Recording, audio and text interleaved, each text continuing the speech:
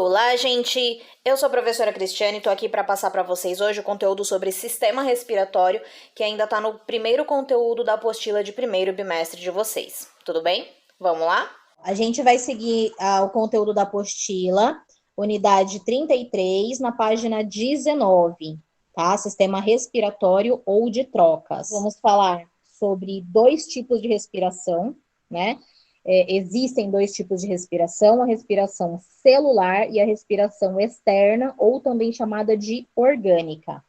A respiração, então, ela inclui esses dois fenômenos.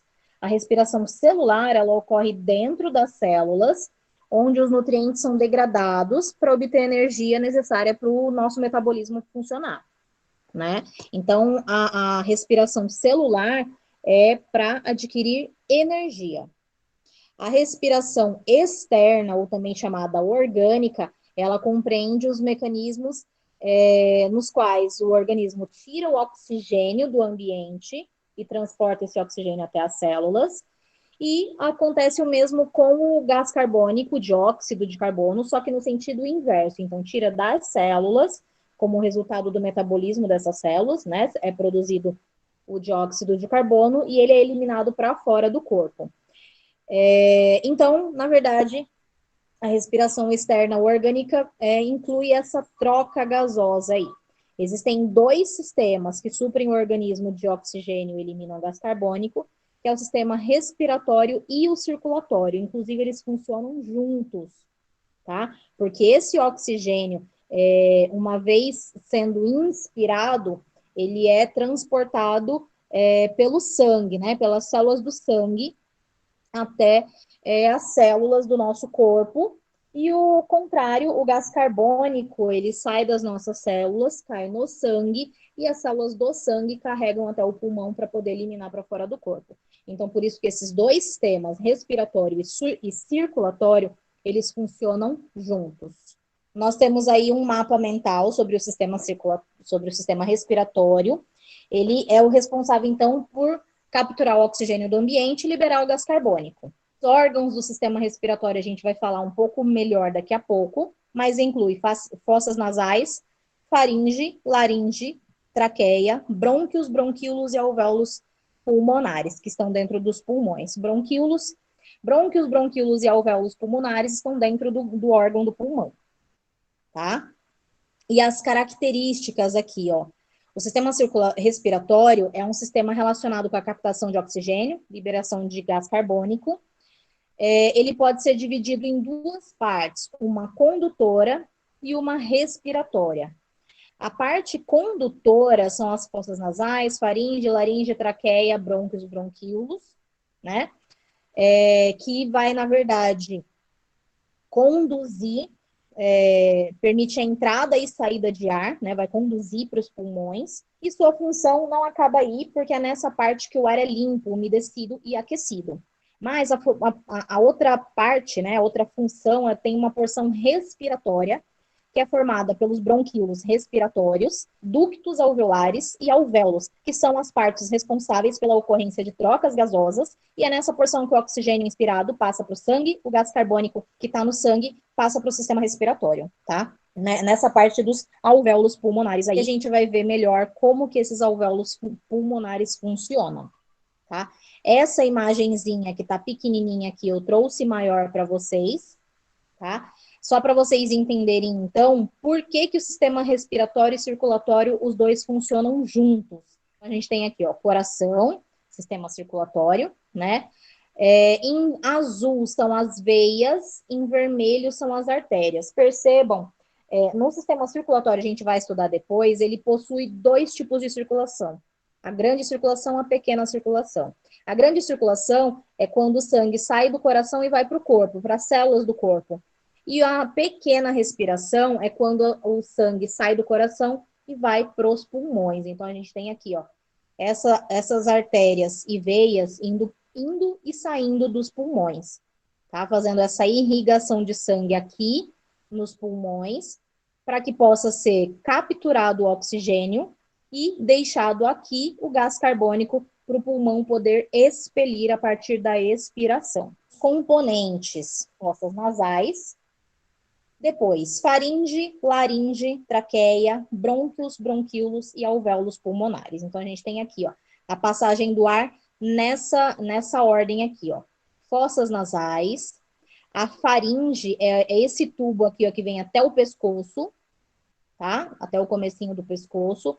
E essa faringe, ela é dividida em 3 partes. A parte que está atrás do nariz, né, ó, atrás do nariz, é chamada de nasofaringe.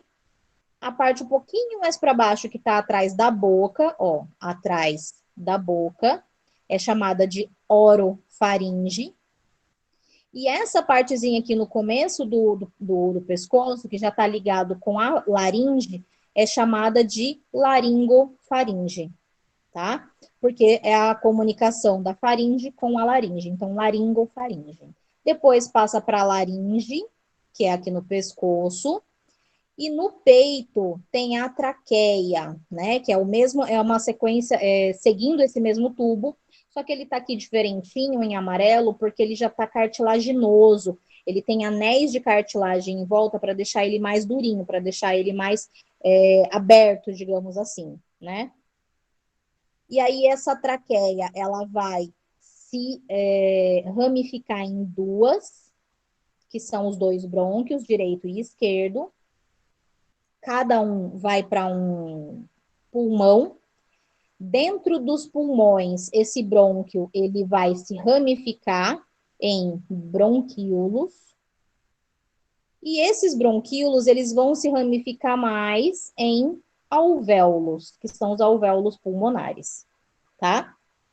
E aí tem ainda algumas estruturas que auxiliam nessa respiração, como os músculos intercostais, que estão aqui na costela, e o diafragma, que faz essa separação aqui entre tórax e abdômen. Tá? Ele ajuda nos movimentos de inspiração e de expiração. Vias aéreas, tá? Começando pelas fossas nasais, que são cavidades internas, que se comunicam com o meio externo por 2 aberturas, que são as narinas, e também com a faringe, por meio dos orifícios das coanas. Dentro tem o septo nasal, né, que separa a narina direita e esquerda. Nessa parte tem células sensoriais, responsáveis pelo olfato. Tem uma mucosa que reveste essa parte, né, do sistema respiratório, que desempenha funções importantes de filtrar as vias respiratórias, reter partículas sólidas e bactérias que estão no ar que nós inspiramos. Além disso, as fossas nasais, elas são vascularizadas, isso quer dizer que passa bastante vasinhos ali. E depois a faringe. A faringe representa um canal que são comuns, um canal comum aos sistemas digestório e respiratório. Lembra que eu falei para vocês na aula passada sobre sistema digestório que existe, inclusive, uma válvula que tampa o esôfago quando nós respiramos e que tampa a laringe quando nós engolimos o alimento, para que esse alimento não vá para a via respiratória e não cause uma asfixia. Essa faringe, ela é o mesmo tubo que depois vai se ramificar.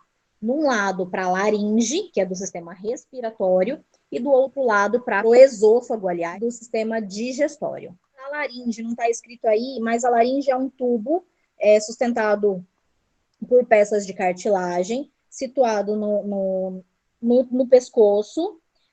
Tem a glote, né, que se comunica com a faringe, que eu tinha falado aí para vocês, essa válvula, né, a epiglote, que funciona para abrir e fechar, para impedir que os alimentos penetrem no sistema respiratório, então, tá? Tem um revestimento interno na laringe, que são as cordas vocais, responsáveis pela fonação, pela nossa vocalização.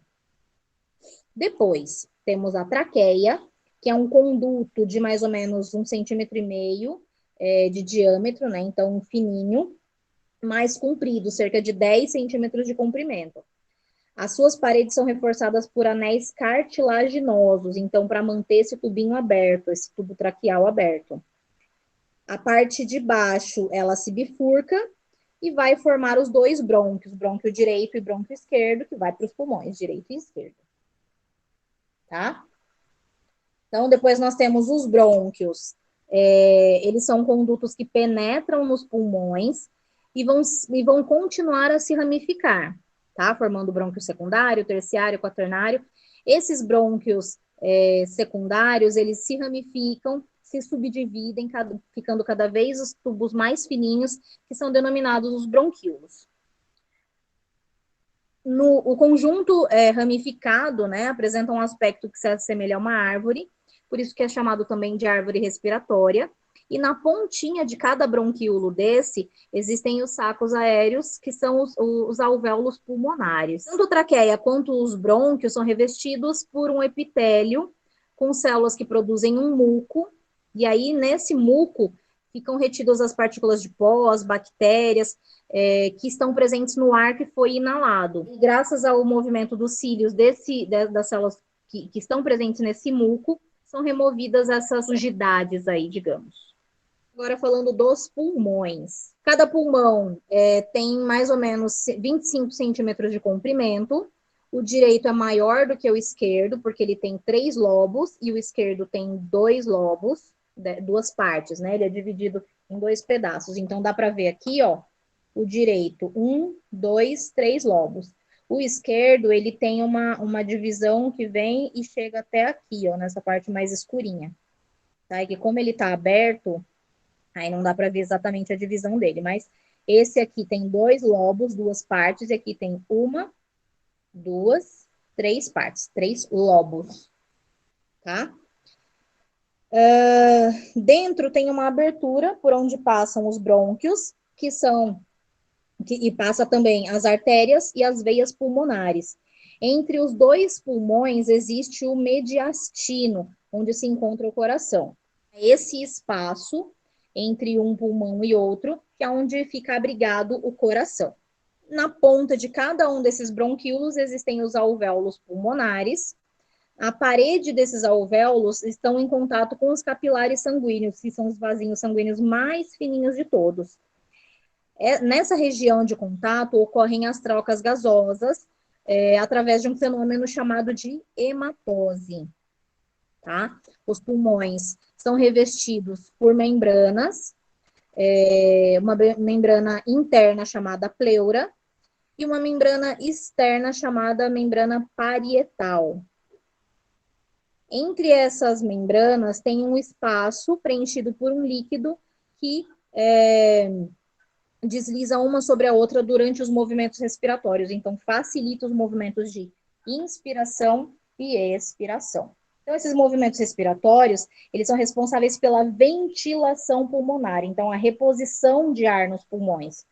Eles estão na dependência das atividades dos músculos respiratórios, que são aqueles 2 que eu mostrei na imagenzinha, os músculos intercostais e o diafragma. E aí, então, essa pessoa que está entubada, ela tem a sua capacidade pulmonar reduzida. Essa capacidade pulmonar é a quantidade de ar que entra e sai dos pulmões durante a respiração. Se ela não está conseguindo respirar normalmente, essa capacidade pulmonar dela está reduzida, tá? E o que seria essa capacidade pulmonar normal? Onde ela faria a inspiração e a expiração, né? A inspiração, onde o ar penetra nos pulmões, devido à ampliação do volume da cavidade torácica, resultante da ação do diafragma e dos músculos intercostais. Então, os músculos intercostais aqui estão ampliando lateralmente a caixa torácica e o diafragma, que está aqui, ó, em marronzinho, ele está baixando, né, para poder permitir que a caixa torácica consiga ficar mais ampliada para baixo também. Tá? Então, os pulmões distendem-se, a pressão dos pulmões diminui em relação à pressão atmosférica e, por isso, o ar entra, chega nos pulmões. Tá? E a expiração vai ser o sentido contrário, né? É a saída do ar. É um fenômeno que depende do relaxamento dos músculos intercostais e do diafragma. Se aqui, na inspiração, eles estão contraindo para ficar menorzinhos e permitir a ampliação dessa caixa torácica, aqui na expiração, eles estão relaxando, né, voltando à posição normal, digamos assim, e diminuindo esse volume da caixa torácica. Então, a pressão interna dos pulmões fica maior do que a externa, do que fora do corpo, e por isso o ar sai. Agora, falando das trocas de gases, lembra? O ar que entra e sai dos pulmões durante a inspiração e a expiração, ele é alterado na sua concentração gasosa, na quantidade de oxigênio e de gás carbônico que está concentrado nesse ar, né? Então, a mudança nas concentrações de oxigênio e gás carbônico ocorrem devido às trocas gasosas que estão acontecendo lá nos alvéolos pulmonares, tá? Então, a gente tem aqui, ó, o alvéolo pulmonar, né? É esse amarelinho, e ele é irrigado de vasos capilares, que estão carregando sangue venoso e estão carregando sangue arterial. Sangue venoso, ele vai estar cheio de dióxido de carbono, gás carbônico, né? E aí vai ser deixado esse gás carbônico aqui para penetrar no alvéolo pulmonar e ser eliminado do corpo pela expiração, tá? Já o oxigênio, ele está entrando pela inspiração, vem pelo alvéolo pulmonar e faz o sentido contrário do gás carbônico. Ele entra aqui, nesses capilarizinhos vermelhos, né? Enche esse sangue de oxigênio, que é chamado de sangue arterial, e esse sangue é levado para as células do corpo, né? Esse oxigênio desse sangue arterial é levado para as células do corpo, tá? Então, aqui a gente tem o alvéolo pulmonar, olhando ele de frente agora, né? O oxigênio está vindo do alvéolo para o sangue e o gás carbônico do sangue para o alvéolo. O sangue arterial tem alta concentração de oxigênio, esse aqui, porque o oxigênio acabou de entrar pelo alvéolo e passou para o sangue arterial. Então, o sangue arterial tem uma alta concentração de oxigênio e uma baixa concentração de gás carbônico. Com o sangue venoso, aqui azulzinho, é exatamente o contrário. Ele está vindo das células do corpo. Então, ele tem uma grande quantidade de gás carbônico e uma baixa quantidade de oxigênio. Então, o oxigênio, ele se difunde, passa para a corrente circulatória, é transportado pelo sangue, vai para as células do corpo. As células do corpo realizam as suas atividades, como resultado, sobra gás carbônico, joga no sangue, o sangue traz por aqui, pelos capilares venosos, e esse sangue deixa esse gás carbônico nos alvéolos para ser eliminado pela expiração. O transporte de gases, né? O transporte de oxigênio. O oxigênio que foi inspirado, ele vem pelas vias respiratórias, passa para a corrente sanguínea, é transportado para os tecidos do corpo, né? Combinado com a hemoglobina. A hemoglobina é o pigmento que faz esse transporte, que aumenta a capacidade do sangue para transportar o oxigênio, né? E aí a solubilidade desse gás no sangue é baixa normalmente e só tem essa capacidade aumentada pela presença da hemoglobina, tá? Já o dióxido de carbono, ele é produzido pelas células, é transportado de 3 maneiras. Dissolvido no plasma, que é a parte líquida do sangue, em combinação com a hemoglobina, que é esse pigmento que eu acabei de falar, e na forma de íon carbonato, que também fica dissolvido no sangue. Essa última forma é produzido durante a respiração celular, difunde-se dos tecidos para o sangue, penetra nas hemácias, onde é catalisada uma reação desse gás, esse gás se dissocia, se combina com a hemoglobina, forma os íons bicarbonato, que se difundem para o plasma sanguíneo. Pulmões, mais especificamente nos capilares, o oxigênio do ar é inspirado e os íons hidrogênio combinam-se com esse que acabou de ser feito do íon carbonato, vai se dissociar e se difundir do sangue para os alvéolos né, do gás carbônico, e desses para o exterior, tá? E de lá, então, vai ser eliminado do corpo. Comum é que o organismo faça o transporte de oxigênio e gás carbônico, dióxido de carbono, então O2 e CO2. Entretanto, nós temos aí um perigo, né, que é sobre o monóxido de carbono, que eu vou trazer para vocês daqui a pouquinho. Então, assim, ó, o ar inspirado, ele vem por essas vias de condução, né, fossas nasais, faringe, laringe, traqueia, brônquios, entrou no pulmão, se ramifica em bronquíolos e alvéolos, que são esses aqui. Esses alvéolos estão irrigados de capilares sanguíneos, né?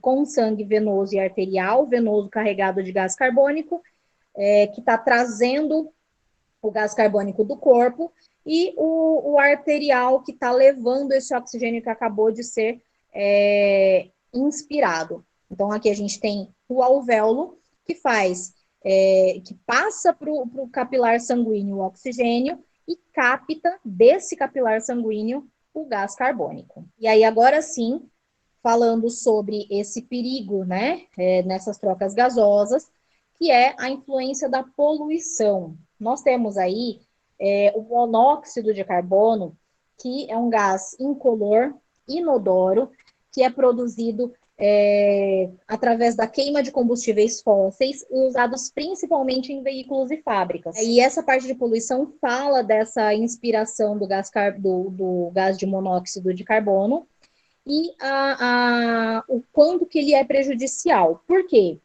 Esse gás monóxido de carbono, ele também é captado pela hemoglobina, que é aquele pigmento do sangue que abriga o gás oxigênio. Então, no lugar de carregar uma molécula de oxigênio, o sangue também pode carregar essa molécula de monóxido de carbono, tá? E aí forma, inclusive, um composto que é estável, chamado carboxiemoglobina. Por isso que chega a transportar esse gás monóxido de carbono, tá? Porque ele forma esse composto aí, e esse composto é estável. Então, fica bloqueado o transporte de oxigênio, porque cada hemoglobina está transportando gás monóxido de carbono no lugar.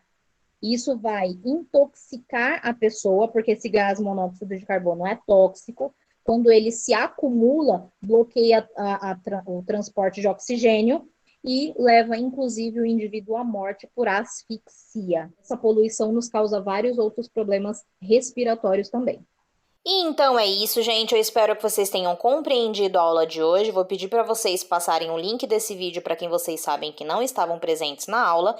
Eu espero que vocês tenham gostado. Até a próxima e valeu!